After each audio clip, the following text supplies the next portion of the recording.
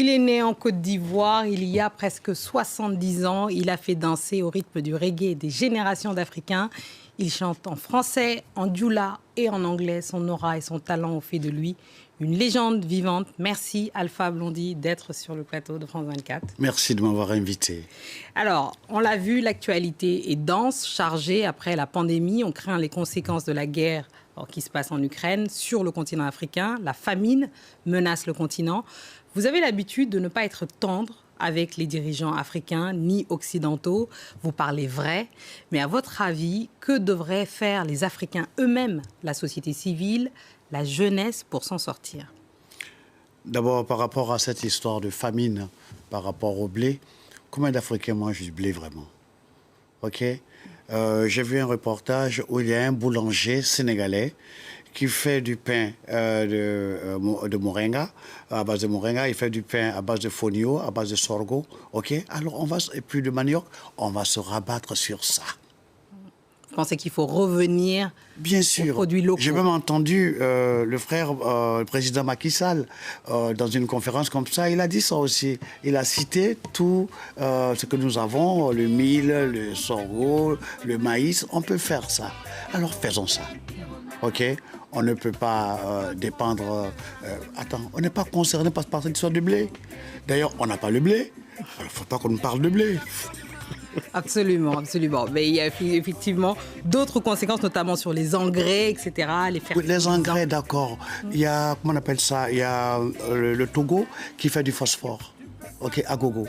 Okay. Nous avons des chercheurs qui peuvent déjà essayer de voir comment on peut fabriquer nos engrais. OK? On a déjà le know-how. Mais il faut qu'on trouve, tu vois, il y en a. Il y en a au Togo, il y en a en Côte d'Ivoire, il y en a au Sénégal. On appelle nos gars, écoutez, trouvez-nous quelque chose. C'est un impératif. Ils vont trouver. Mais de grâce, OK, prenons-nous en charge. Oui, bien sûr. Alors, cette crise, avant la crise, justement, en Ukraine, il y a eu la crise sanitaire qui a impacté le continent africain, en particulier le secteur culturel. Je me demandais comment vous aviez vécu, vous, cette période du Covid et quelles leçons vous en avez tirées? En tout cas, nous, en Afrique, OK, les prédictions n'ont pas été ça. On avait dit que ce serait l'hécatombe. Ça n'a pas été du tout l'hécatombe. OK, on n'a pas fait le confinement. OK, on a fait le confinement, tu comprends, dans le maquis d'à côté. On a fait le confinement à la plage. OK, mais je pense qu'il faut prendre quand même des précautions. OK. Nous, on est resté, moi surtout, casanier, j'ai travaillé au studio. OK. Et puis, voilà, j'ai reçu mes amis à la maison, on a mangé, et puis on avait nos masques.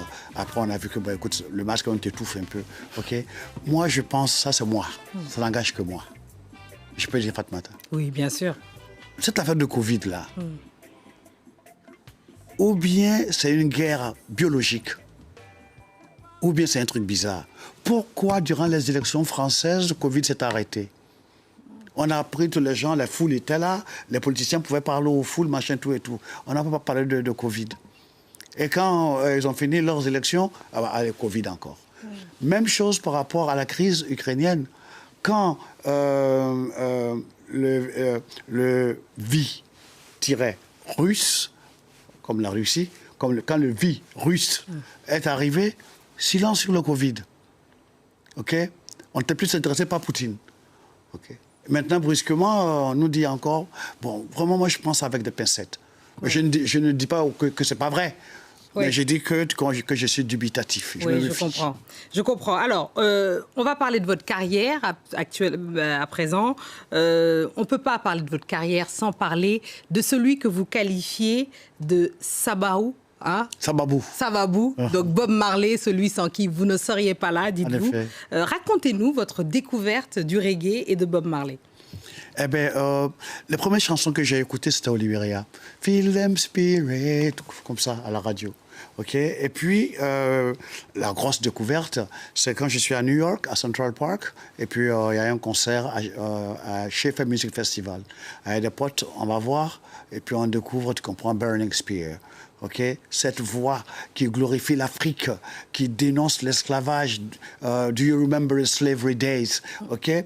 Et puis qui glorifie l'Afrique. Vous voyez un peu, vous quittez votre Afrique et puis vous venez à New York et puis vous tombez sur des gens qui n'ont pas oublié l'Afrique, qui glorifient l'Afrique. Ça vous met du baume au cœur. Et en plus, moi qui avais des choses à dire, ok, cette musique avait une épine dorsale spirituelle, Dieu. Ok, et moi, je ne peux pas dissocier l'être humain de Dieu, ok, dans le bonheur comme dans le malheur. Donc voilà pourquoi, tu comprends, no, le reggae m'a séduit. Et d'ailleurs, le spirituel, Dieu, le mystique, est très présent dans ce nouvel album, Eternity, que vous sortez, votre 19e album. Je propose à présent qu'on écoute un extrait. On a choisi au hasard, mais pas si hasard que ça, un extrait avec Sidiki Diabaté. On l'écoute et on en parle juste après. All right.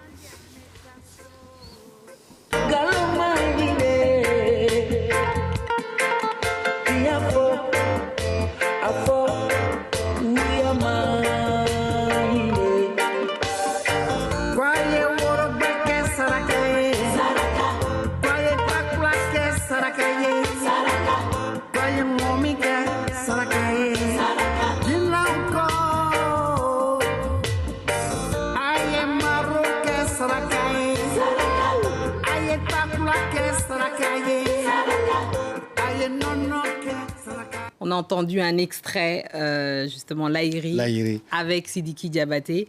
Je me demandais comment est-ce que vous aviez concocté cet album, ce 19e album, justement. J'ai dit toujours engagé, mystique quand même, et spirituel aussi, sur les thèmes qui vous sont chers depuis longtemps.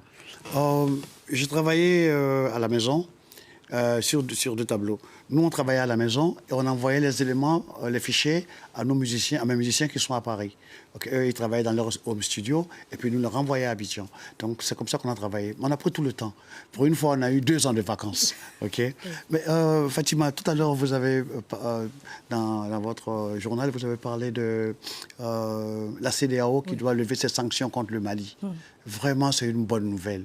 Vraiment, je voudrais supplier, en parenthèse, supplier les présidents de la CEDEAO, pitié, levez les sanctions, okay, levez-les contre le Mali. Okay, oui. Voilà, parce qu'on est entre Africains, ayons un peu de compassion et puis aidez-les plutôt. Bien sûr, je pense que votre message sera entendu. Alors, parlons des jeunes. Il y a d'ailleurs une chanson contre l'immigration, où vous invitez les jeunes à ne pas se jeter dans l'océan. Il y a aussi beaucoup de jeunes qui sont, je pense à Sidiki Diabaté qui est invité, mais aussi Stomboy, etc. Quel a été justement votre but dans la création de... Est-ce qu'il y a eu une volonté d'inclure particulièrement les jeunes? Je vous promets que... C'est eux qui viennent à vous. C'est Dieu qui les a guidés vers moi. Parce que Stoneboy était venu pour la promotion de son nouvel album à la radio Alpha Blondy. Et puis il a dit à mon fils Abdel, je veux rencontrer papa Alpha Blondy. Nous, on était en studio. Abdel, fallait venir. Et puis il arrive, il tombe on travaille sur la chanson Love Power. Et il a aimé. Il me dit, Daddy, est-ce que je peux faire quelque chose? J'ai dit, mais open mic, vas-y. Et il est rentré, il a fracassé, quoi, tu vois, non? Ouais. Mais avant lui, il y avait mon fils Sidiki Diabaté, qui aussi, un jour, passait pour me dire bonjour. Et puis, il entre au studio, et puis, je lui fais écouter 3 chansons. Et les 3 chansons, il a aimé Lahiri. Et puis, il dit, ah, papa, je vais faire ça. Ouais, donc ça... Évidemment, il a une si belle voix. Ouais. Et puis son djoula, c'est du bambara académique. Okay? J'ai beaucoup aimé. Et ça vous touche forcément. Oui, et son papa plus tard, 2 mois plus tard, lui aussi, je l'ai appelé pour venir faire justement la kora dans la chanson Immigré. Oui. Il est venu, il a écouté ce que j'ai fait avec Sidiki, et puis lui, il a fait la kora. Sidiki n'a pas fait la kora dans Lahiri, oui, c'est son papa. C'est son papa. Et vous voyez, non? Oui. Donc, c'est pas vraiment Alpha Blondy, c'est le patron là-haut. Qui vous guide, bien sûr. Et alors, vous avez, dans cette création, dans cette recherche, il y a toujours quelque chose qui reste. Vous parlez, donc je disais, les jeunes viennent à vous, mais les jeunes aussi vous écoutent énormément. Comment vous expliquez cette longévité, le fait que vous soyez toujours aussi populaire jusqu'à maintenant? C'est, d'abord, c'est Dieu. Et puis de 2, c'est le travail acharné. Et puis peut-être la véracité dans mes textes. Je n'ai pas la science infuse, je n'ai pas la vérité absolue. Mais je m'applique à dire des choses essentielles. Je le dis avec mon cœur. OK? Et puis, les jeunes sont devenus, comme, pour moi, comme cette famille que Dieu m'a donnée, à travers le monde. OK? Je suis devenu complètement agéographique. OK? Partout où tu vas, on te donne de l'amour. Parce que tu donnes de l'amour. Et j'aime dire que la seule chose vraie ici-bas, c'est l'amour. Et parce que le Dieu qui nous a créés est un Dieu d'amour. Et alors cet album, vous allez le défendre au Bataclan. C'est un bon médicament. Ah oui, vous allez le défendre au Bataclan le 9 juillet. Le 9 juillet, pour une raison symbolique. Le Bataclan a été blessé. Et nous devons, tu comprends, nous venir avec l'amour pour faire un pansement au Bataclan. OK? Nous invitons les gens. Ce ne serait pas un concert-concert, ce serait une réunion de famille. La famille des enfants de Dieu. Alors, je pense que les auditeurs, les spectateurs l'auront entendu, seront au rendez-vous le 9 juillet au Bataclan à Paris. Merci infiniment. Et Fatima, il y a aussi le 15 juillet à Abidjan, au Palais de Congrès. Ah, ça, c'est les Baramoros, soyez prêts. C'est le rendez-vous que les Ivoiriens attendent, forcément. Les Baramoros qui ont beaucoup d'argent, ceux qui n'en ont pas aussi, soyez prêts. Venez, on va s'amuser. Bien sûr. Merci beaucoup. C'est ainsi que nous refermons ce Journal de l'Afrique. Merci à tous ceux qui nous ont entendus, en particulier nos amis ivoiriens de Dimbikoro à Abidjan en passant par Yamoussoukro. Et Dakar aussi. Et Dakar. Et on se quitte en musique avec Love Power. All right. Merci beaucoup. Merci Fatima. Merci.